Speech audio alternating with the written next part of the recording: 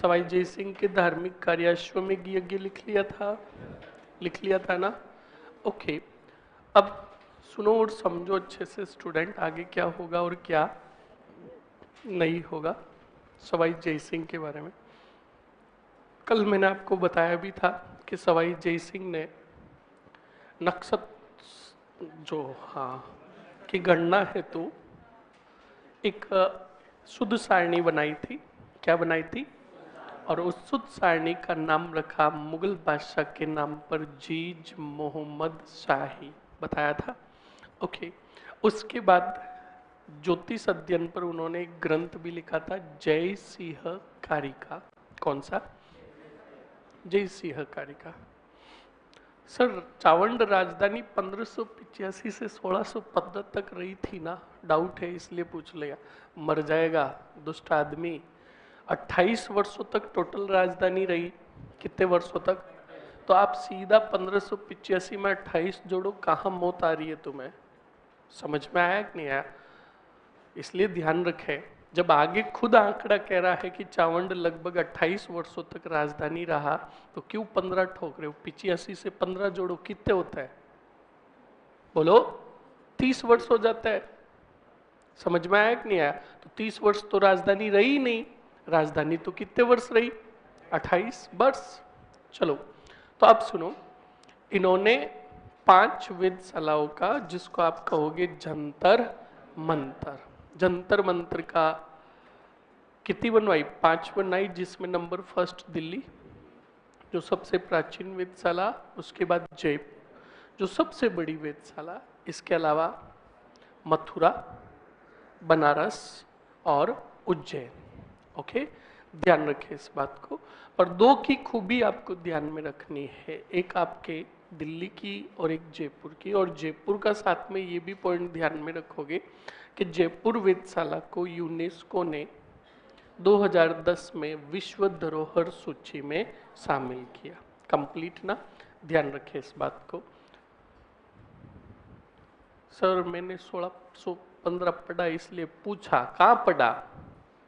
अब सुनो और समझो। नेक्स्ट, जय सिंह ने कुछ और आविष्कार किए, जिसके बारे में बता देता हूं। जय सिंह ने बिल्कुल एक घड़ी बनवाई, समय गणना है तो एक घड़ी बनवाई, और उस घड़ी का नाम रखा सम्राट घड़ी। सम्राट घड़ी क्यों रखा, अब सुन लेना। इनके गुरु जो थे जगन्नाथ राव थे। जगन्नाथ राव को सम्राट की उपाधि दी किसने? जय सिंह ने, क्योंकि सम्राट यज्ञ पूर्ण करवाया था किसने? जगन्नाथ राव ने। समझ में आया कि नहीं आया? ओके, इसके अलावा ऊंचाई मापने हेतु, क्या मापने हेतु? ऊंचाई व वायु दाब मापने हेतु एक यंत्र का आविष्कार किया, उसका नाम कौन बताएगा? ऊंचाई व वायु दाब मापने हेतु किस यंत्र का आविष्कार किया? राम यंत्र। कौन सा यंत्र? और याद रखिएगा स्टूडेंट अच्छे से, अक्षांशीय गणना हेतु, कौन सी गणना हेतु? अक्षांशीय गणना हेतु इन्होंने एक और यंत्र बनाया, जिसका नाम था जय प्रकाश यंत्र। कौन सा? यूक्लिड के ग्रंथों का, किसका? यूक्लिड के ग्रंथों का संस्कृत में अनुवाद करवाया किसने? सवाई जय सिंह ने। समझ में आया कि नहीं आया? अरे आया ना। इसी कारण इतिहासकारों ने सवाई जय सिंह की तुलना चाणक्य से की। किससे की? चाणक्य से। कहा योद्धा यानी राजा एक था, पर हर एक विद्या से वो निपुण था, हर एक चीज का उसे ज्ञान था। समझ में आया कि नहीं आया? लिख लो जल्दी से।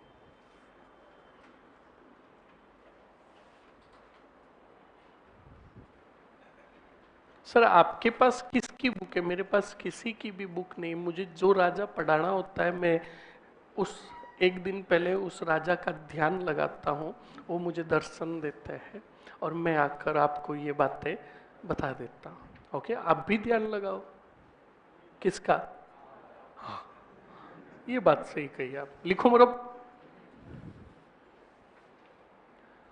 लिखो जल्दी से लिखो। क्या लिखोगे? पहले हेडिंग बताओ, लास्ट पॉइंट बताओ क्या लिखा आपने। अश्वमेध यज्ञ लिख लिया था, अब लिखो सवाई जय सिंह ने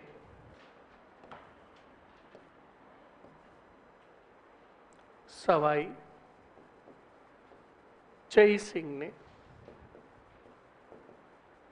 द्वितीय ने किसकी, नक्षत्रों की, ये जो भी है भाई, की गणना हेतु शुद्ध सारणी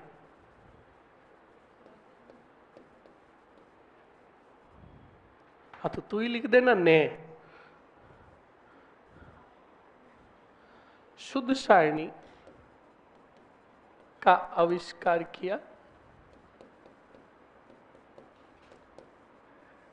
किया तथा इसका नाम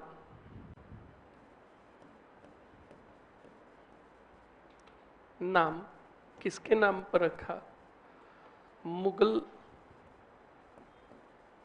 बादशाह के नाम पर जीज मोहम्मद शाही नाम रखा।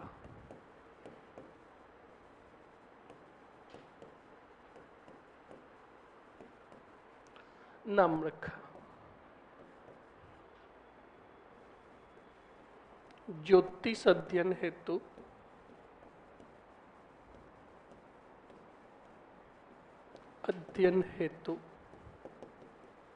कौन सा, जय सिंह कारिका ग्रंथ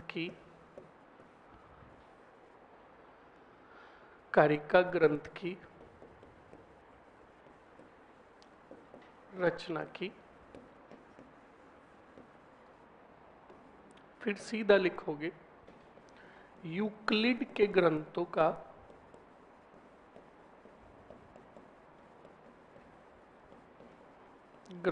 का किस में अनुवाद करवाया, संस्कृत में अनुवाद करवाया।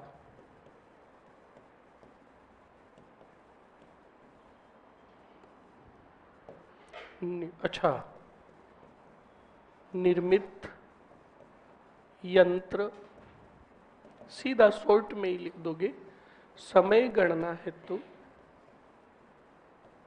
बताओ कौन सा यंत्र, सम्राट यंत्र,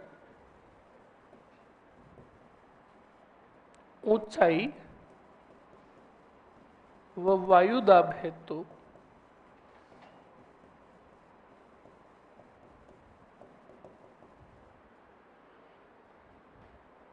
राम यंत्र,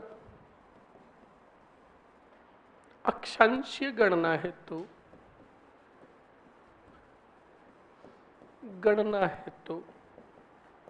कौन सा, जय प्रकाश यंत्र।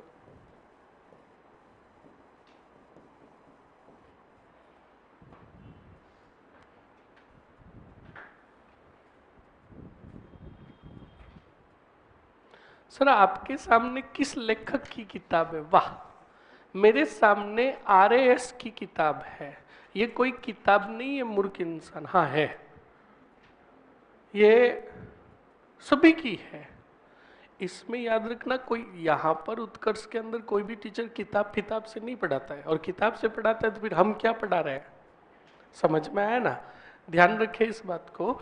ये तो ऐसे ही आपका 2015, 16, 18 और 21 में पूछे हुए सवाल की एक बुकलेट है।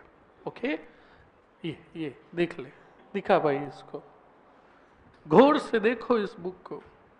इसमें आरएएस के विगत 1, 2, 3, 4 साल के पूरे पेपर के क्वेश्चंस डाले हुए। खरीदना चाहते हो तो उत्कर्ष ऐप पर जाए, बुकशाला में जाए, और जो भी शाला मिले खरीदे इसे। धन्यवाद।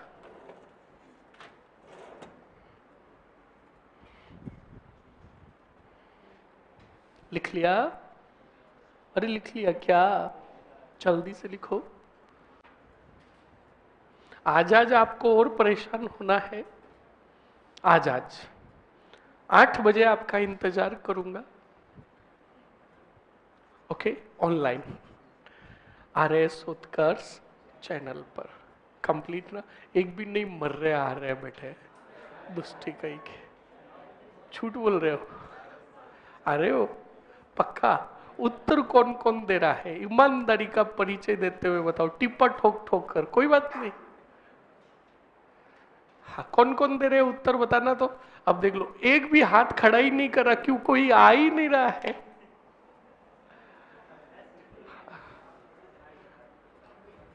कल क्लास मैंने बड़ी मुश्किल से ली थी, बिल्कुल स्टूडेंट स्पष्ट बता रहा हूं। क्यों? रीजन सुनो। आगे मेरे आगे बिस्तर लगे हुए थे और 10.5 घंटे क्लास ले रखी। अब इधर कर रहा हूँ 1857 और आगे। मैंने कहा अब क्या करें, फिर जैसे तैसे करके क्लास ली। और कल तो एक लफड़ा हो गया। तुमने अगर क्लास अगर अच्छे से सुनी है, क्या हुआ? कौन बताएगा? बताओ। हाँ, जिसने अच्छे से सुनी उन्हीं को पता चला, वरना और किसी को भी पता नहीं चला। हाँ, वो एक्चुअली क्या हुआ, हर बार तो स्पीकर होता है वो बंद करने वाला, वो साला एक वो पता नहीं कैसा वो पाइप की तरह दे दिया कि इसमें बंद करने वाला सिस्टम ही नहीं। हाँ हाँ हाँ, तो उसमें बंद करने वाला सिस्टम था ही नहीं, मैं भूल गया। हाँ हाँ, मैंने गाना गा लिया एनिमल मूवी वाला। पहले भी मैं तुझसे मिला, फिर मैंने कहा मिला, तो उधर देखा तो लाइनें ऊपर नीचे हो रही। मैंने कहा ओ भाई साहब, मिल गया। पर अच्छा हुआ किसी को पता ही नहीं चला, है ना। हाँ, तभी तो मैंने बोला। तो बिल्कुल स्टूडेंट आया करो, ऑनलाइन क्लास ले लिया करो कभी कभार। हम तो वैसे भी कभी कभार ही ऑनलाइन क्लास लेते हैं। समझ में आया कि नहीं आया? आ जा जो और दुख देख लेना, आ जाना। ठीक है, ओके। लिख लिया ये पॉइंट? लिखकर खत्म करो जय सिंह को। एक पॉइंट लिखो, याद आ गया, लिखो जय सिंह के दरबारी विद्वान। दरबारी विद्वान। अच्छा, वेधशाला ही नहीं लिखी क्या? और रुको, फिर विद्वान बाद में लिखना। लिखो सवाई जय सिंह ने,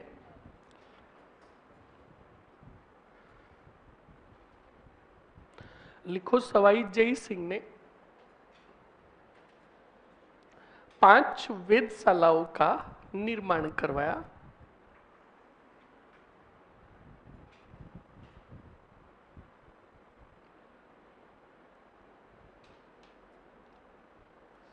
पांच वेधशालाओं का निर्माण करवाया। लिखो पांचों वेधशालाओं के नाम। लिखो नंबर फर्स्ट दिल्ली। दिल्ली, दिल्ली के आगे लिख दो सबसे प्राचीन वेधशाला। सबसे प्राचीन वेधशाला।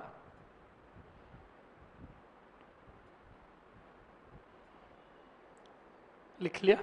सेकंड लिखो स्टूडेंट, जयपुर। लिखो क्षेत्रफल की दृष्टि से, क्षेत्रफल की दृष्टि से बड़ी वेधशाला।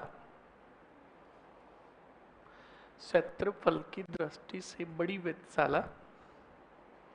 लिख लिया? नेक्स्ट लिखो,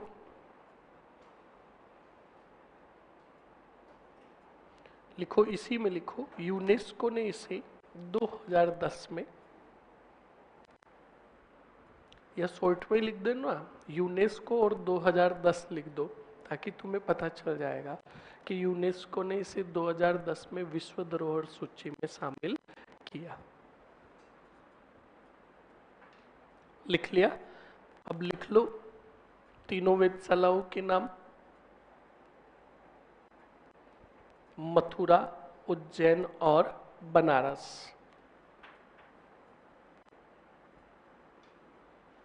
लिख लिया? ओके, ये हो गई 5 वेधशालाएं। अब लिखो दरबारी विद्वान। दरबारी विद्वान, और दरबारी विद्वान लिखकर 3 लाइनें छोड़ दो और लिख दो HW। HW, okay.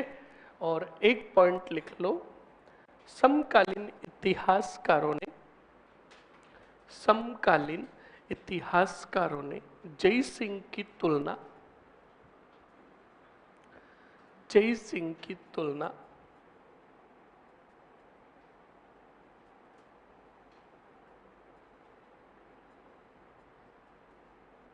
समकालीन इतिहासकारों ने जय सिंह की तुलना किससे की? बोलो, बिल्कुल लिखो, चाणक्य से की। ये हो गए आपके सवाई जय सिंह। जल्दी से हेडिंग डाल दीजिए स्टूडेंट। आगे ईश्वरी सिंह। कौन से सिंह? ईश्वरी सिंह। और ईश्वरी सिंह का शासनकाल लिखो 1743 से 50।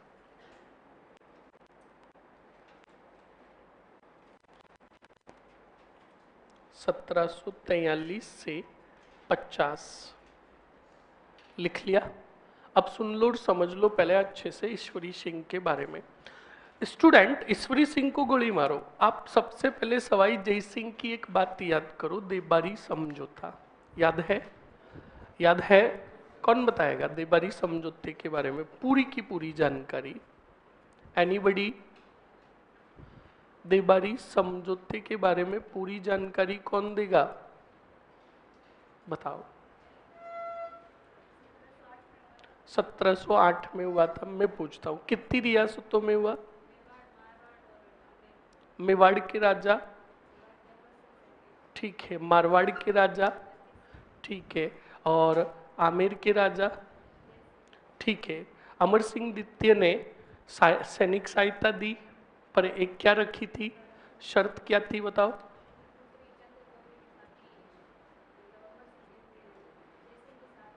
ठीक है, बिल्कुल, बहुत बढ़िया। अब बताओ, फिर संयुक्त सेना सीधी कौन से वार्ड गई? किसको जीता? मारवाड़ यानी मेहरानगढ़ को राजा किसे बनाया? अजीत सिंह ने क्या किया? आवाज नायब। अजीत सिंह जी ने क्या किया? तभी तो समझ में आएगा। पुत्री का नाम? सूरज कौरी। बहुत बढ़िया, बैठो, बहुत खूब। यानी सुनो, हमने दो विवाह पढ़े किसके? जय सिंह के। एक तो हुआ शर्त सहित मेवाड़ की राजकुमारी चंद्र कौरी के साथ हुआ था, और एक विवाह हुआ मारवाड़ की राजकुमारी सूरज कौरी के साथ। वचन दिया चंद्र कौरी को कि तुम्हारी कोख से जिस पुत्र का जन्म होगा वो आमेर का भावी क्या बनेगा? राजा। बोर्ड पर समझाता हूं, देखो अच्छे से क्या होता है और क्या नहीं होता है। राजा कौन है बताओ? सवाई जय सिंह। रानियां कितनी इनकी? दो। कौन सी कौरी? चंद्र कौरी। और वचन भी किसको दे रखा था? यहीं पे लिख देता हूं शॉर्ट फॉर्म में, वचन। और दूसरी रानी कौन? सूरज कौरी। सुनते रहो, अब सुनना और समझना। सूरज कौरी और चंद्र कौरी। अब वचन दे रखा था चंद्र कौरी को कि आपका पुत्र जो होगा वो आमेर का भावी राजा बनेगा। पर हुआ क्या, इत्तेफाक से पुत्र की प्राप्ति पहले हो गई किसको? 1722 या 24 में ही, हाँ 22 या 24 में ही जन्म हुआ पुत्र का, जिसका नाम था ईश्वरी सिंह। बताओ क्या नाम था? अब इसका चंद्र कौरी को पुत्र की प्राप्ति हुई 1700। नाम था धुआंधार और खतरनाक माधो सिंह। कौन सा सिंह?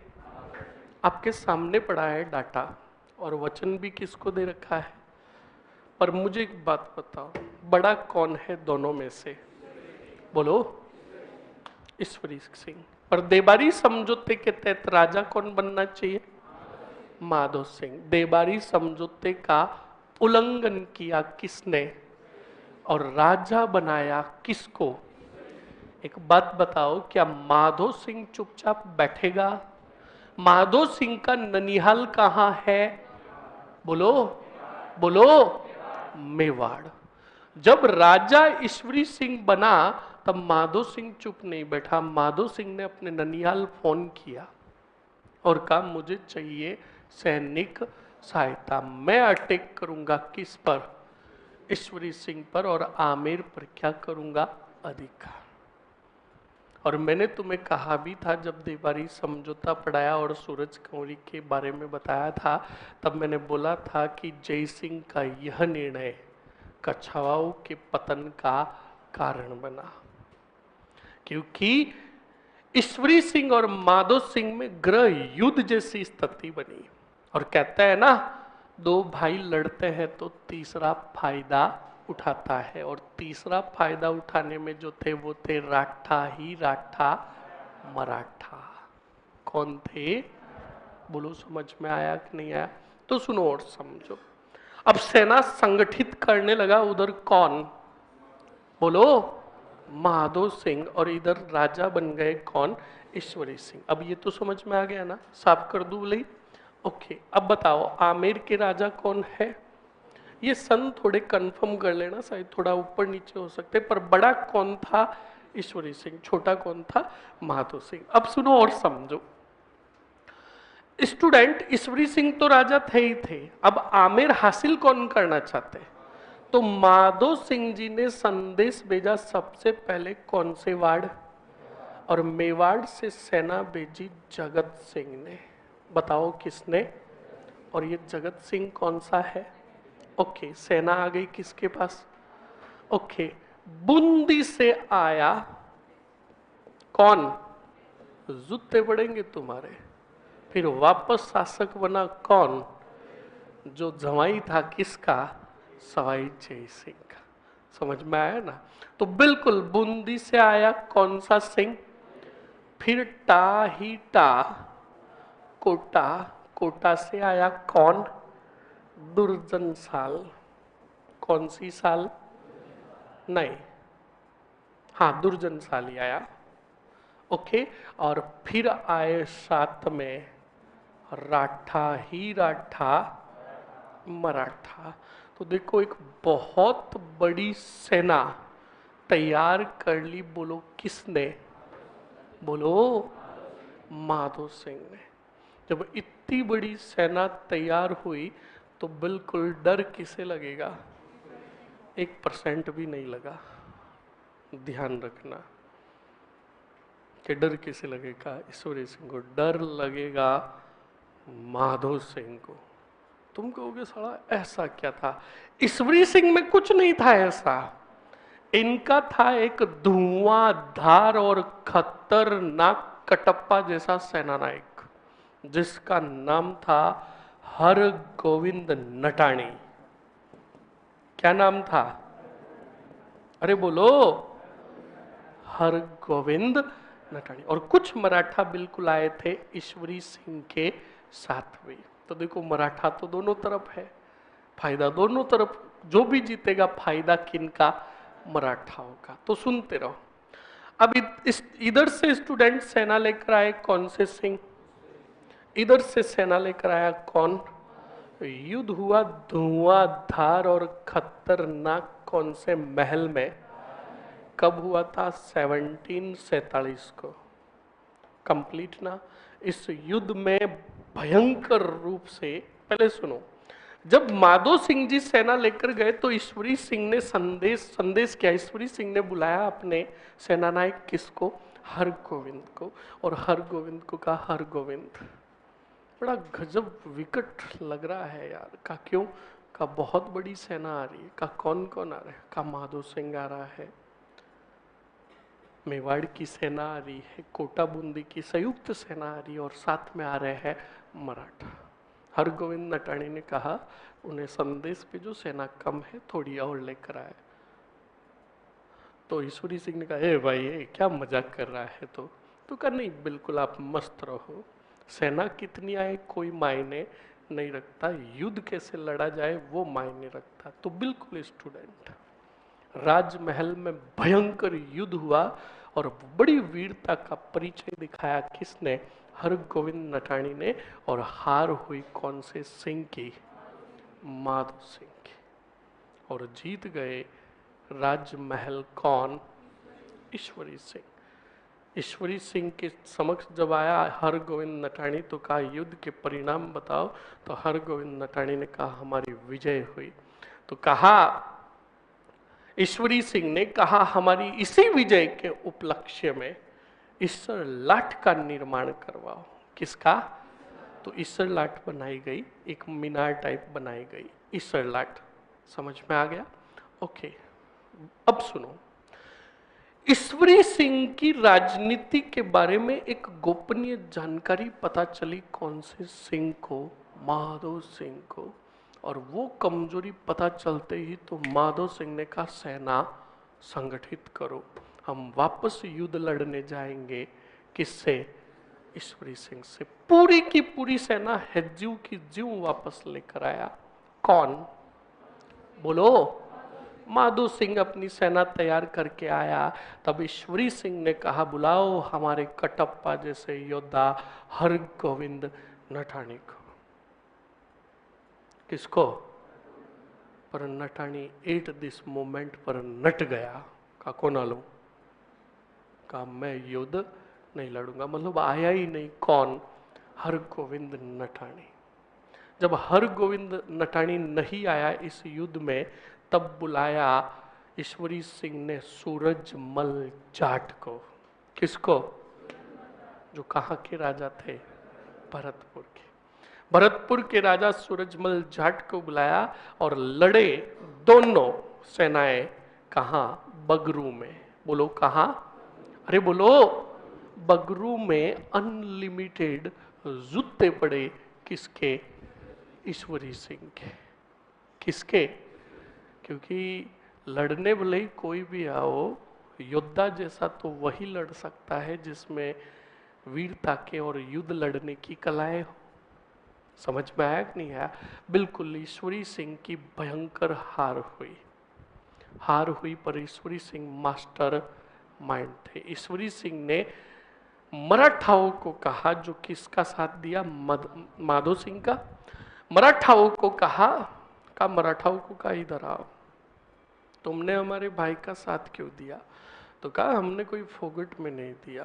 क्या बोलती क्या चीज है पैसा? तो बिल्कुल स्टूडेंट, ईश्वरी सिंह ने कहा हम आपको शायद 36 या 48, पता नहीं, मतलब बहुत बड़ी रकम बताई। आज की बात करें तो 36 से 40 लाख के आसपास की। का मैं मराठाओं को 36 लाख रुपए दूंगा। कितने? बोलो। 36 लाख रुपए दूंगा, मुझे राजा बने रहने दो। कहां का? आमेर का। मराठाओं ने कहा डना डन, पर आपके भाई को भी तो कुछ दो, माधव सिंह को। तब माधव सिंह को टोडा, और मतलब यही समझ लो राजमहल, आज का जो वर्तमान टोंक है ना, टोंक, वो पूरा दे दिया। किसको? माधव सिंह को। किसमें? जागीर में। और बड़ी रकम देने का वादा करके ईश्वरी सिंह क्या बने? राजा बने। अब बिल्कुल मराठाओं ने कहा पैसे कैसे दोगे? तो कहा इंस्टॉलमेंट में 36 लाख की इंस्टॉलमेंट कर लो और हर महीने आप पैसे लेने आ जाओ। ठीक है। और जहां तक कि ईश्वरी सिंह के पास टाटा बाय बाय। तो सुनो और समझो क्या हुआ और क्या नहीं हुआ। स्टूडेंट, बिल्कुल जब 1 महीना हुआ, किस्त का टाइम हुआ, तो बिल्कुल किस्त लेने के लिए मराठाओं का एक सेनानायक आया। ईश्वरी सिंह को कहा लाओ पैसे लाओ। तो ईश्वरी सिंह ने कहा बिल्कुल देंगे। एक काम करो, ये किस्त और अगली किस्त दोनों साथ में दे देंगे। मराठा उनका कोई बात नहीं, आराम से अगली किस्त साथ में दे देना। अगली किस्त का समय आया तो बिल्कुल मराठाओं को लग गया कि क्या दे रहे हैं, घोड़े। उसी समय ईश्वरी सिंह को एक और युद्ध लड़ना पड़ा था अहमद शाह से, अहमद शाह अब्दाली से। कोई बताएगा वो युद्ध कहां हुआ था? एनीबडी? बोलो। बस बेटे मजे ले रहे हैं आराम से, कोई पढ़ाई से तो कोई लेना देना ही नहीं, बस कहानियां सुन रहे हैं। अहमद शाह अब्दाली की सेना को भी पराजित किया था किसने? ध्यान रखना, ईश्वरी सिंह ने। वो युद्ध कौन सा था पता करके आओगे, कान खोल के सुन लेना। अब सुनो और समझो। ईश्वरी सिंह इधर युद्ध लड़ रहे थे, पास में इतना धन भी नहीं था कि दे तो किसको दे? मराठा। आखिरकार जब मराठा सेनानायक पैसा, उन्हें लगा कि पैसे नहीं दे रहे हैं, कौन? ईश्वरी सिंह। तब मराठाओं ने आक्रमण कर दिया, कौन से? मेर पर, आमेर पर। जब मराठा सेना लेकर आ रहे थे तब हर गोविंद नटाणी ने कहा किसको? ईश्वरी सिंह को, का चिंता मत करो, 5 लाख या फिर बहुत बड़ी, कहा हमारी बहुत बड़ी सेना तैयार है युद्ध लड़ने के लिए। ईश्वरी सिंह ने कहा यह हुई ना बात, हमारा सेनानायक हमारे साथ है, अब किसी का डर नहीं। और कहा जाता है, बाद में बताऊंगा, अभी नहीं कहा जाता, कुछ नहीं कहा जाता है। तो बिल्कुल स्टूडेंट, अब हरगोविंद नटाणी वापस तैयार हो गया तो ईश्वरी सिंह ने कहा फूटी कोड़ी भी नहीं देंगे, आने दो। किसको? मराठाओं को। मराठा जीव जीव पड़ाव डालते डालते जयपुर के समीप आए। हरगोविंद नटाणी वापस नट गया, का कोई सेना है ना? नहीं है, तुम जानो तुम्हारा काम जाने। अब ईश्वरी सिंह ने कहा करूं तो क्या करूं? तो ईश्वरी सिंह ने अपने रिश्तेदारों को फोन करके कहा प्लीज फोन पे करो मेरे पेमेंट। 1.5 लाख रुपए पूरे। कितने? 1.5 लाख रुपए अपने एक सेनानायक को देकर भेजा कि जाओ मराठाओं को दे दो। अब एक बात बताओ, मैंने आपसे 36 लाख रुपए लिए और मैं आपको 1.5 लाख दे रहा हूं और कह रहा हूं मामला रफा दफा कर लो, तुम रफा दफा कर लोगे? मराठाओं ने कहा 1.5 लाख से तो बेटर है हम जयपुर पर आक्रमण करेंगे और जयपुर को लूटेंगे तो खजाना ज्यादा मिलेगा। 1.5 लाख लिए ही नहीं, कहा हम तो क्या करेंगे? आक्रमण। तो स्थिति बड़ी नाजुक थी। अब सुनना और समझना, जब हर गोविंद नटाणी ने मना कर दिया तो हर गोविंद नटाणी से भी धुआंधार और खतरनाक एक सेनानायक था। उसने कहा ईश्वरी सिंह को कि चिंता मत करो, नटाणी नटा है, हम तैयार है, आने दो। किनको? मराठाओं को। तब आकस्मिक उस योद्धा की भी क्या हो जाती है? मृत्यु। क्या हो जाती है? ईश्वरी सिंह चारों तरफ से फंस चुके थे, इस लाट पर चढ़े हुए थे। कौन से लाट पर? मराठा इस लाट के नीचे खड़े थे और कह रहे थे, और नीचे खड़ा था हर गोविंद नटाणी का, नीचे आओ। मराठाओं को बुलाने वाला कोई और नहीं, हर गोविंद नटाणी था। तुम कह रहे हो ये हो क्या रहा है? ऐसा सही है नहीं है? यही तो बात है साहब। मैं बोल रहा हूं ना, मेरे पास पैसे नहीं है, वरना मूवी इतनी खतरनाक बनाऊं, वहां बैठे बैठे पास वाले को पूछे कि यार ये हो क्या रहा है, तो वो कहेगा यार भाई मुझे क्या पता, तू देख रहा है वो मैं भी देख रहा हूं। तो ये पूरा गेम चेंज हुआ कैसे, अभी बताएंगे। पहले इस किस्से को खत्म करते। हर गोविंद नटाणी बिल्कुल खड़े थे इस सरलाट पर। इस सरलाट पर खड़े थे तो हर गोविंद नटाणी ने कहा कि नीचे जाऊंगा तो भी मारा जाऊंगा, क्यों नहीं ऊपर से ही सुप्लेक्स सीटी दो। समझ में आया? मतलब डाइव लगाऊं। तो सुनो, इस लाट से थोड़ा पीछे गए, भाग कर आया, आगे देखा तो यार ऊंचाई बहुत ज्यादा है, डर लग रहा है। तब कहा जाता है कि 4 या 5 रानियां ऊपर थी इस लाट पर। तो ईश्वरी सिंह ने कहा अब मजा आएगा। ईश्वरी सिंह ने अपनी रानियों को कहा इधर आओ, किनारे पर लेकर आया और कहा नीचे देखो, लोग इतने इतने से दिखाई दे रहे हैं। तो रानियों ने कहा किधर? कहा अरे मरो, नीचे देखो। तो रानियों ने नीचे देखा, ईश्वरी सिंह पीछे भाग कर गए और सब रानियों को लेकर पड़ गए। तो जब नीचे गिरे, हालांकि ऐसा कुछ नहीं हुआ, तुम्हें समझाने के लिए बता रहा हूं, पर लेकर कूदे थे रानियों को। तो जब नीचे गिर रहे थे तो नीचे गिरते गिरते रानियों ने ईश्वरी सिंह को कहा क्या आपको शर्म नहीं आई? हमें लेकर क्यों कूदे?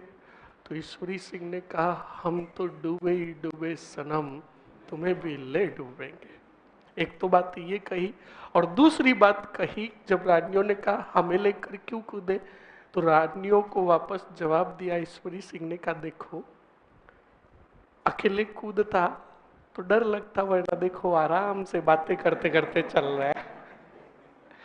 मतलब ईश्वरी सिंह ने ईसर लाट से कूदकर और मराठाओं के आक्रमणों से परेशान होकर क्या कर ली, बोलो। हाँ, बोलो, समझ में आया कि नहीं आया? अरे बोलो, आया कि नहीं आया? सबसे बड़ी बात, हर गोविंद नटानी नटा क्यों, ये बताऊंगा आज ऑनलाइन क्लास में। मैं भी देखता हूं तुम कैसे नहीं आते हो। 101%, 1 घंटे के दौरान जब भी मुझे मौका मिलेगा तब बताऊंगा। देखता हूं सारे कैसे नहीं आते हो, वरना जिंदगी भर पड़े पड़े करना, यार वो नटानी नटा क्यों। अभी भी 2-3 बेच के छोरे हैं जिनको मैंने ये कहानी यहीं पर स्टॉप कर दी। अब वो जब भी ऑनलाइन आते हैं ना तो एक ही बात कहते, सर वो नटानी नटा क्यों था, बता दो ना। बोलो, ऑनलाइन आओगे कि नहीं आओगे? बस वहीं पे बताऊंगा। ये हुई ना बात, आओगे ना पक्का? तो वहीं पे बताएंगे। ओके, लिखो जल्दी से। हिस्ट्री पढ़ाता हूँ, सब जानता हूँ, हर खेला खेलना आता है। या तो खेला मोदी जी खेलते हैं, हाँ बेटे, हमेशा कहते हैं ऑनलाइन आएंगे और आते ही नहीं है। बताओ आओगे? चलो सुनो, फिर वहां पे तुम्हें ये मजा नहीं आएगा। सुनो, स्टूडेंट, ईश्वरी सिंह बहुत गजब के राजा थे, सुनना और समझना। ईश्वरी सिंह कई बार, आपने जैसे बाहुबली मूवी देखी देखी ना, तो बाहुबली मूवी में कालकेय को मार दिया जाता है, निम्डे मोहिनी सुको मार देते ना उसको। तो उसको जब कालकेय को मार दिया जाता है तो शिवगामिनी, जो माहेश्वती साम्राज्य की रानी होती है, वो बाहुबली को राजा घोषित करती है। और राजा घोषित करने के लिए वो दिन घोषित करती है कि इस दिन इनका राज्य अभिषेक किया जाएगा, और वो दिन काफी दूर होता है। तो फिर वो शिवगामिनी बुलाती है बाहुबली को, और बाहुबली को कहती है कि बेटा बाहु, राजा को जनता के समक्ष जाकर पता लगाना चाहिए कि जनता के सुख दुख क्या है, शासन व्यवस्था सुचारू रूप से चल रही है या नहीं। इसलिए तुम एक साधारण व्यक्ति बनकर जनता के बीच में जाओ और पता लगाओ सही है कि नहीं है। ऐसे ही थे स्टूडेंट ईश्वरी सिंह। कौन थे? ईश्वरी सिंह भी कई बार एक साधारण व्यक्ति बनकर अपने साम्राज्य में घूमा करते थे। जिस प्रकार बाहुबली घूमता है तो बाहुबली को देवसेना दिखाई देती है, अरे देती है ना। उसी प्रकार ईश्वरी सिंह भी जब अपने जयपुर के अंदर घूम रहे थे बाजार के अंदर, उसी दरमियान बाजार के अंदर नजर पड़ी एक पानी पतासे के थैले पर। हाँ, तुम क्या सोच रहे हो, मुझे सब पता है। हाँ, पानी पतासे के थैले पर, और उसी थैले के पास खड़ी थी एक अति सौंदर्यवान राजकुमारी। कौन खड़ी थी? हाँ, राजकुमारी खड़ी थी। ईश्वरी सिंह ने की जब नजर उस अति सौंदर्यवान राजकुमारी पर पड़ी, बड़ा अच्छा लगा। किसको? ईश्वरी सिंह को। चुपचाप चले गए वहां से। कौन? ईश्वरी सिंह। अब ईश्वरी सिंह पहले तो महीने में एक बार आते थे, अब हर 2 दिन 4 दिन बाद साधारण व्यक्ति बनकर आते और उसी पानी पतासे के थैले के ऑपोजिट जाकर खड़े हो जाते और सिर्फ देखते किसको। हाँ, मैंने आपको 1000 बार कहा है, और नहीं कहा है तो अब सुन लेना। दुनिया में 2 चीजें कभी भी छुपाए नहीं छुपती, एक प्रेम और एक अपराध। कान खोल के सुन लेना। हाँ, दोनों को छुपाया जा सकता है, पर जिस दिन ब्लास्ट होगा, ब्लास्ट का मतलब समझे, पता चलेगा, तब गली के इतने इतने से छोरे को भी पता होगा कि मैं इन्हें जानू, वो कौन है। समझ में आया कि नहीं आया? इस बात को ध्यान रखिएगा, बिल्कुल फैक्ट है ये। प्रेम और अपराध कभी भी नहीं छुपता। जैसे उदाहरण के रूप में कहूं तो एसआई का पेपर, फैक्ट है कि नहीं है?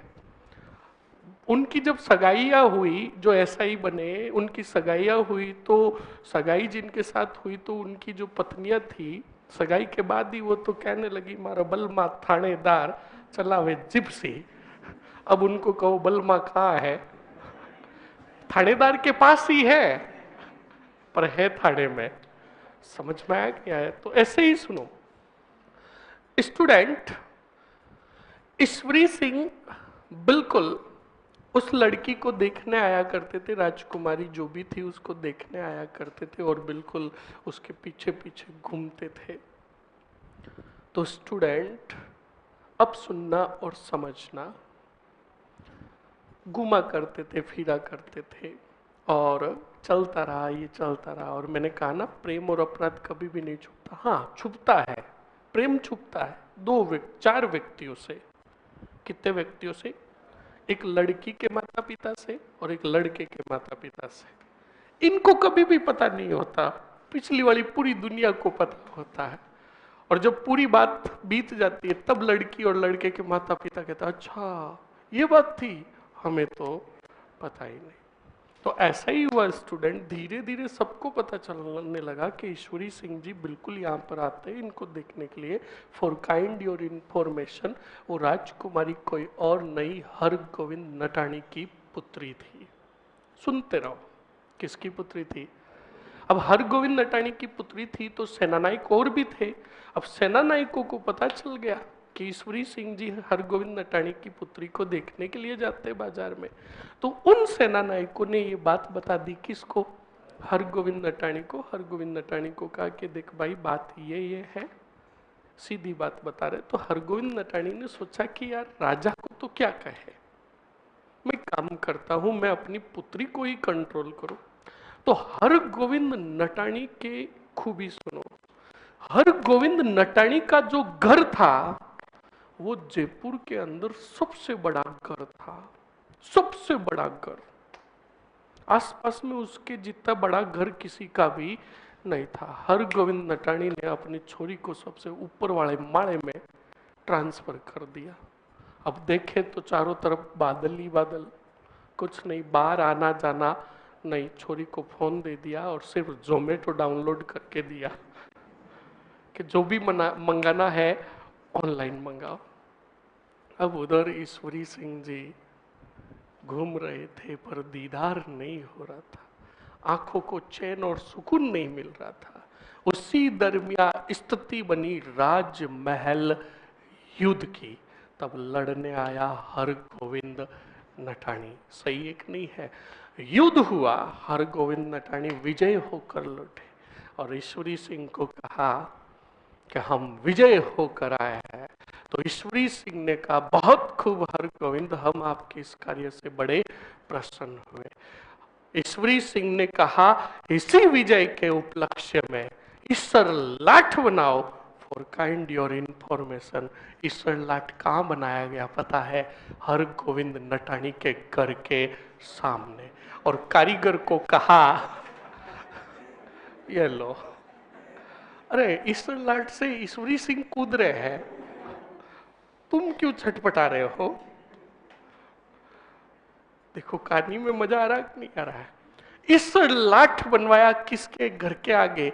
हरगोविंद नटानी के आगे। और कारीगरों को कहा कि ठेका ज्यादा ले लेना, पर ईश्वरी सिंह के घर से 2 माले ऊपर होना चाहिए ताकि मैं अच्छे से दीदार कर पाऊं। अब ईश्वर लाठ बनवा दिया। ईश्वरी सिंह जी उस ईश्वर लाठ पर जाते सुभाष और क्या पतंग उड़ाते, क्या करते और कहते मेरे सामने वाली खिड़की में चांद का टुकड़ा। ये बात अच्छी नहीं लगी हरगोविंद, इसकी वजह से वो बगरू के युद्ध में आया ही। और कहा जाता है कि मराठाओं को बुलाने वाला कोई और नहीं, और एक और जो ईश्वरी सिंह का योद्धा था उसे मराने वाला भी कोई और नहीं, हर गोविंद नठाणी था। बड़ा खतरनाक था। कौन? हर गोविंद नठाणी। समझ में आया? अरे समझ में आया? लिखो मरो।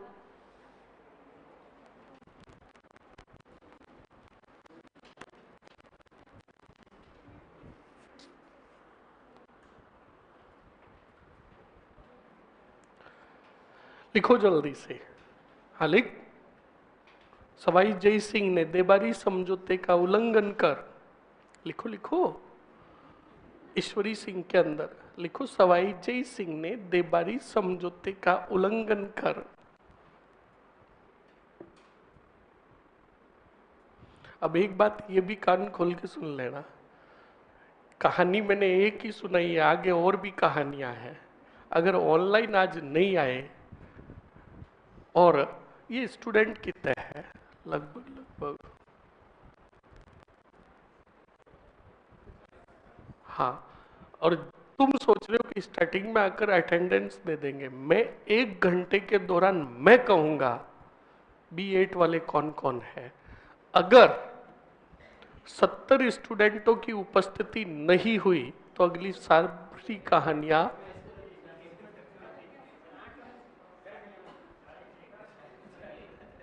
40 कैसे जूते पड़ेंगे तुम्हारे। पहले कह रहा हूं, उपस्थिति नहीं हुई तो बस अगली कहानियां सभी गायब। मेरा वचन ही है मेरा शासन, ध्यान रखना। आवाज नहीं, लिखो जल्दी से। सवाई जय सिंह ने देबारी समझौते का उल्लंघन किया तथा माधो सिंह को राज्य से वंचित कर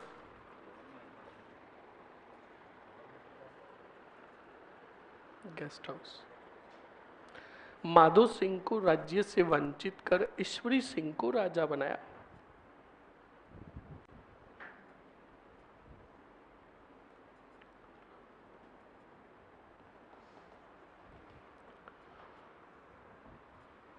लिख लिया? लिख लिया?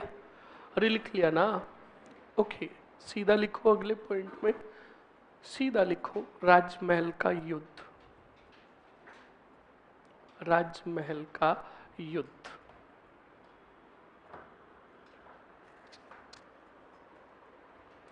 राजमहल का युद्ध 1747, 1747 लिख दिया। यह है जीव का जीव, लिख लो। माधो सिंह, पहले लिखो माधो सिंह वर्सेस ईश्वरी सिंह। माधो सिंह वर्सेस ईश्वरी सिंह, लिख लिया। अब माधो सिंह की तरफ लिख लो मेवाड़ की सेना, और आगे कोष्टक में लिख लेना जगत सिंह। मेवाड़ की सेना, कोटा के दुर्जन साल, बूंदी के दलेल सिंह और मराठा सेना।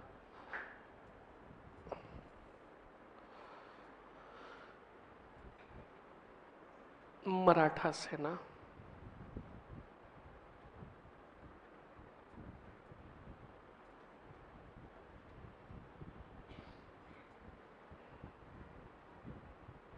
सर बूंदी तो आमेर के अंडर थी जय सिंह के समय, ठीक है। जय सिंह के समय अंडर नहीं थी पूरी, सिर्फ उन्होंने शासक नियुक्त किया था दलेल सिंह को, ओके। और अगला आमेर का राजा ईश्वरी सिंह के अगेंस्ट क्यों हुए, कहाँ हुए, उसी का तो साथ दे रहे ईश्वरी सिंह का ही। बूंदी के राजा, सॉरी माधो सिंह का बिल्कुल दे रहे थे, क्योंकि उस समय स्थिति पर निर्भर करता था। राजा जो चाहता था, राजा को लगता था कि हाँ राजा कौन बनेगा, माधो सिंह बनेगा, तो इसलिए उन्होंने साथ दिया। समझ में आया कि नहीं आया? स्थिति हर जगह एक जैसी नहीं होती। ओके, लिखो जल्दी से। क्या लिखा आपने? ये लिख लिया चारों के नाम? अरे लिख लिया ना? लिखो, ईश्वरी सिंह की तरफ सेनानायक हर गोविंद नटाणी। हर गोविंद नटाणी लिख लिया। परिणाम में लिखो सीधा ईश्वरी सिंह की विजय, और इसी के नीचे स्टार और नोट लगाकर लिखो, ईश्वरी सिंह ने इस विजय के उपलक्ष्य में, ईश्वरी सिंह ने इस विजय के उपलक्ष्य में, इस विजय के उपलक्ष्य में क्या बनवाया? इसरलाट ऑब्लिक करके सरगा सुली, सरगा सुली, इसरलाट ऑब्लिक करके सरगा सुली का निर्माण करवाया।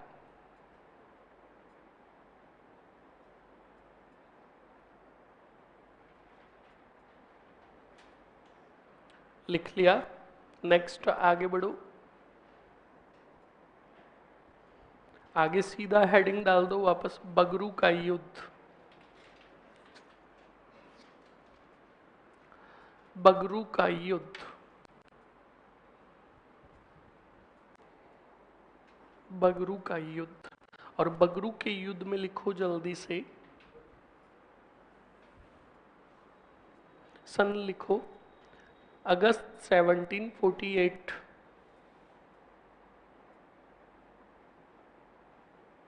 लिख लिया। लिखो ईश्वरी सिंह वर्सेस माधो सिंह, ईश्वरी सिंह के साथ हरगोविंद नटाणी को हटाकर लिख देना सूरजमल जाट।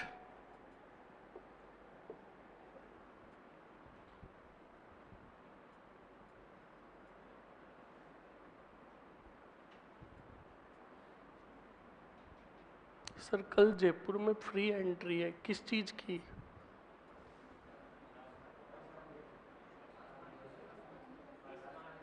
अच्छा, क्या बात कर रहे हो? 30 मार्च कौन सा दिवस है? पक्की बात? बहुत बढ़िया। क्यों मनाया जाता है 30 मार्च को? ही क्यों घोषणा की गई राजस्थान दिवस की? कौन बताएगा?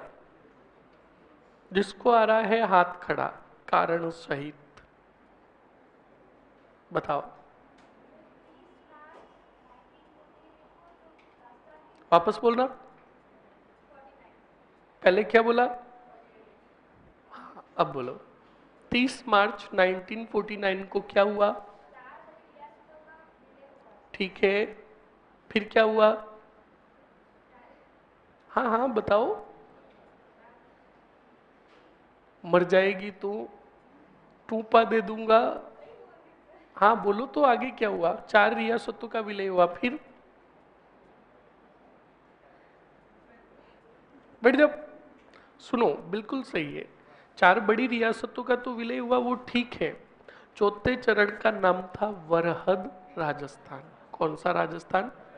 और वरहद राजस्थान में 4 रियासतें आई, और उसके पहले कितने चरण हो चुके थे? 3 चरण, 3 चरण हो चुके थे।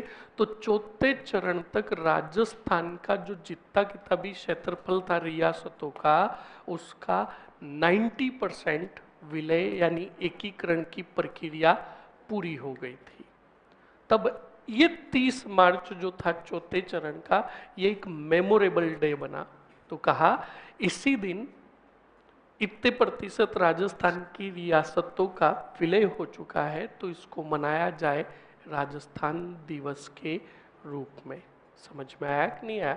हाँ, आप ये बोल सकते हो कि चौथे चरण के दौरान 4 बड़ी रियासतों का विलय हुआ, तथा इसके साथ 3 चरणों में भी रियासतों का विलय हुआ, तो लगभग लगभग राजस्थान की रियासतों के एकीकरण की प्रक्रिया लगभग चौथे चरण तक पूर्ण हो गई। इस कारण इसे याद रखने हेतु 30 मार्च को घोषित किया गया राजस्थान दिवस। ओके, ध्यान रखें इस बात को। लिखो जल्दी से। सर मेरा बर्थडे है कल। बहुत बढ़िया, बहुत ही बढ़िया। लिखो जल्दी से आगे। बगरू का युद्ध लिख दिया, अगस्त 1748। एक तरफ ईश्वरी सिंह, दूसरी तरफ माधो सिंह। ईश्वरी सिंह की तरफ सूरजमल जाट, और इधर वाली सेना हैज्यू की जीव लिख दो माधो सिंह के साथ, हैज्यू की जीव। मेवाड़ के जगत सिंह द्वितीय, कोटा के दुर्जन साल, बूंदी का दलेल सिंह, और प्लस मराठा सेना। ओके, लिख लो जल्दी से। और परिणाम में लिखोगे माधो सिंह की विजय। लिखो परिणाम में माधो सिंह की विजय। लिख लिया?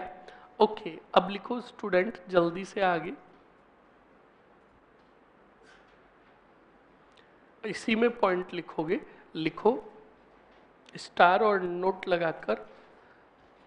ईश्वरी सिंह ने मराठाओं को, ईश्वरी सिंह ने मराठाओं को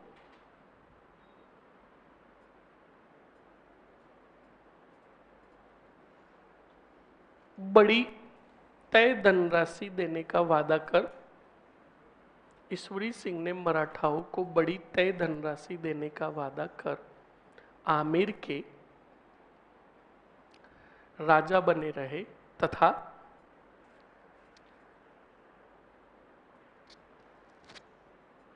तथा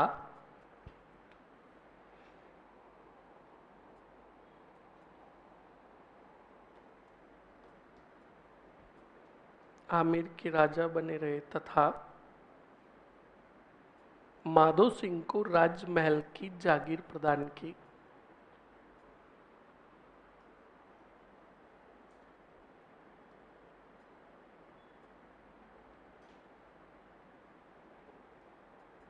माधो सिंह को राजमहल की क्या प्रदान की? जागीर प्रदान की। लिख लिया? अरे लिख लिया ना? ओके, अब सीधा लिखो, ईश्वरी सिंह मराठाओं को तय धनराशि नहीं दे पाए,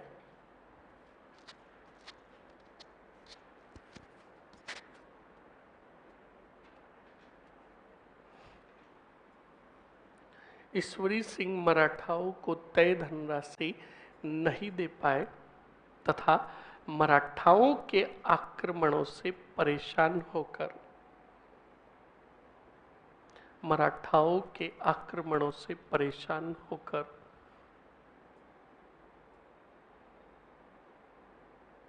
इस्सर लाट से कूदकर, इस्सर लाट से कूदकर क्या कर ली? आत्महत्या की। इस्सर लाट से कूदकर आत्महत्या की।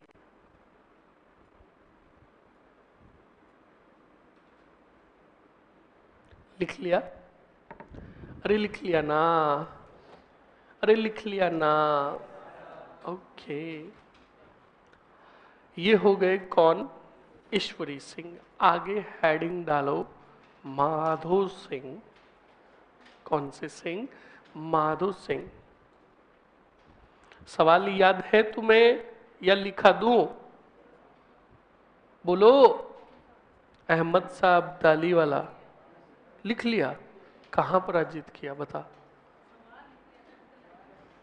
मैंने सोचा उत्तर भी लिख लिया कॉपी में। ठीक है, लिखो आगे माधो सिंह, और माधो सिंह का शासनकाल लिखो। पिछले वाले का खत्म कब हुआ? 1700, हाँ 1750 से 68, 68। लिख लिया? ओके स्टूडेंट, अब सुनो और समझो क्या हुआ और क्या नहीं हुआ। अब देखो, इधर ईश्वर लाट से कूदकर आत्महत्या कर ली किसने? और कहा जाता है कि ईश्वरी सिंह ने, ईश्वरी सिंह को तो पहले ही पता चल गया था जब मराठाओं को 1.5 लाख रुपए भेजे गए और उन्होंने ये राशि स्वीकृत नहीं की और बाद में उस सेनानायक की मृत्यु भी हो गई, तो ईश्वरी सिंह बिल्कुल घबरा गए थे। तब कहा जाता है कि ईश्वरी सिंह ने ईश्वर लाट से कूदने से पहले कहा जाता है कि उन्होंने अपने शरीर पर सर्प भी डसवाया था, ताकि जब वो कूदे तो उन्हें भय नहीं हो और गिरे तब उन्हें चोट का थोड़ा कम असर हो। ऐसे भाटों की लिखी हुई बात है, पर इन बातों को ध्यान में नहीं रखना। हमें एक ही बात जो है वो ध्यान में रखनी है कि मराठाओं के आक्रमणों से परेशान होकर ईश्वर लाट से कूद कर क्या कर ली? आत्महत्या। अब उसके पहले उन्होंने सांप डसाया हो, चाहे कुछ भी किया हो, पर उनकी मृत्यु ईश्वर लाट से कूदने से हुई। समझ में आया कि नहीं आया? अब सुनो और समझो। जब ईश्वरी सिंह की मृत्यु हुई और मराठा आमेर में थे, तब राजमहल से आए कौन? माधो सिंह जयपुर आए और मिले किन से? मराठाओं से। और मराठाओं से मिलकर बात की और मराठाओं को कहा कि ये जानकर हमें बड़ा दुख हुआ कि कौन? बोलो। ईश्वरी सिंह इस दुनिया में नहीं। इस बात का उन्हें दुख नहीं हुआ। उन्होंने कहा हमें ये जानकर बड़ा दुख हुआ कि तुम्हें तुम्हारे पैसे नहीं मिले। ईश्वरी सिंह मर गए, उन्हें क्या लेना देना, क्योंकि वो तो खुद ही मारना ही चाहते थे। कौन? माधो सिंह, क्योंकि आमिर हासिल करना चाहते थे। बेटे कह रहे हैं कि ये जानकर बड़ा दुख हुआ कि ईश्वरी सिंह इस दुनिया में नहीं। वो क्या बैठने आए थे क्या वहां? बड़े गजब के हो।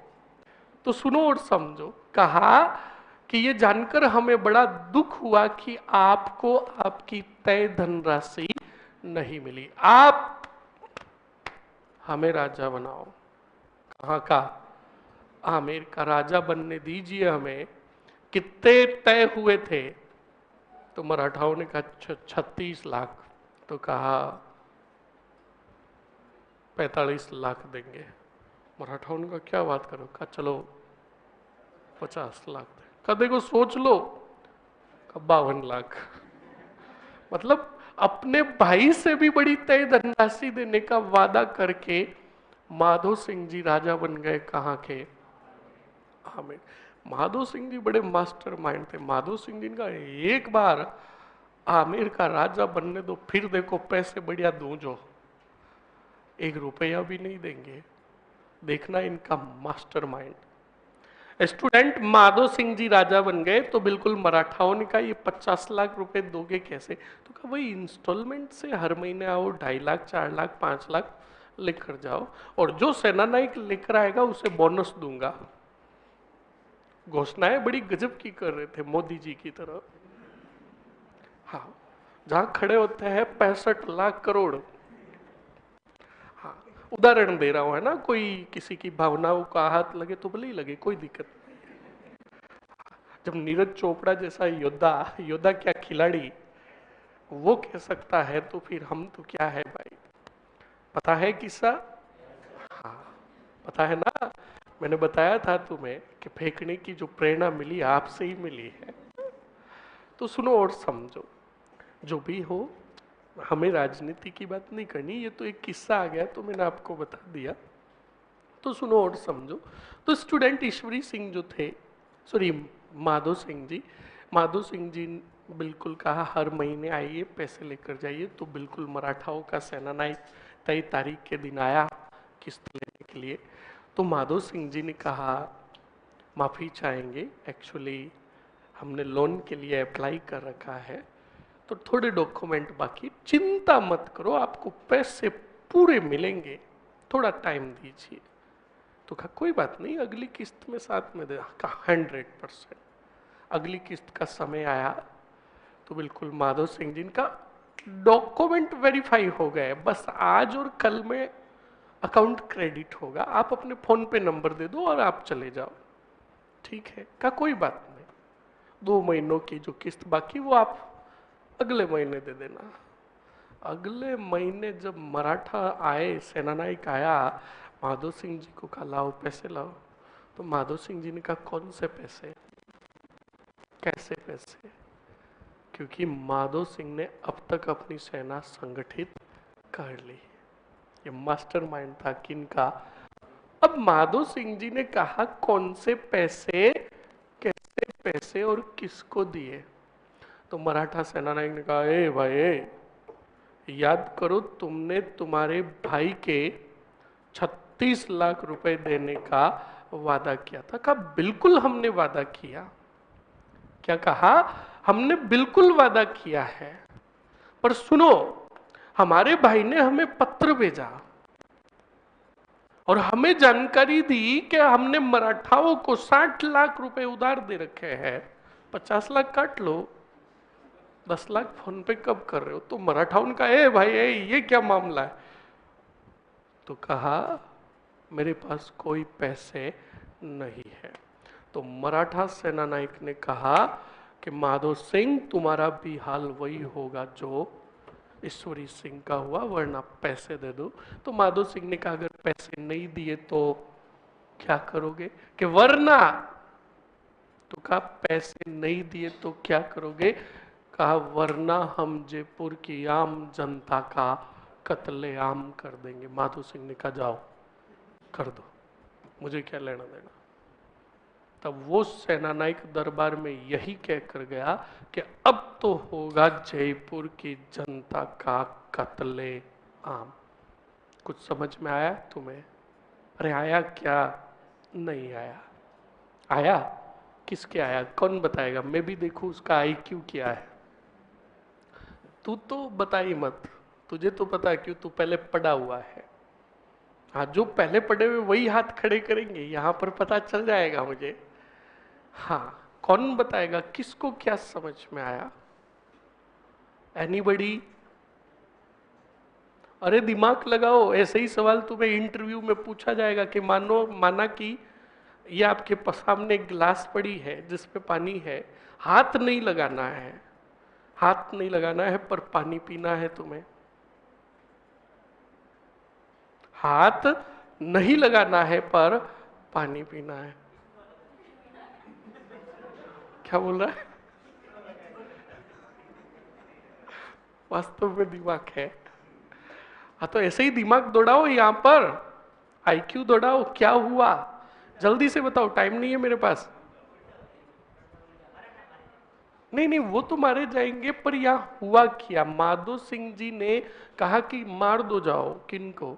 मराठाओं को। आपकी समझ में नहीं आया? सुनो, माधो सिंह जी ने अपने तेज तराटेदार दिमाग से उस मराठा सेनानायक की ही योजना का पता लगा लिया कि ये आगे क्या कदम उठाने वाले हैं, सिर्फ उसे उकसा उकसा कर।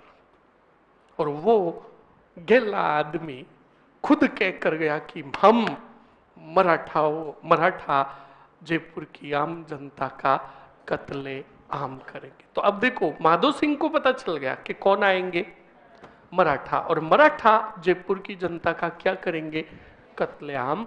तो माधो सिंह का दिमाग देखो। माधो सिंह ने कहा इस चंदनपुर गांव में मेले का आयोजन करो, गुज्जर आएगा। कुछ घटना याद आ रही है? कौन सी मूवी? हाँ, ऐसे ही माधो सिंह मास्टरमाइंड थे। माधो सिंह ने कहा जयपुर में मेले का आयोजन करो, इसी मेले में प्रवेश करेंगे कौन? तो देखना ना भूले कल का महा एपिसोड, किनका कत्ले आम होता है। धन्यवाद। और अभी आ रहे हो? ओके।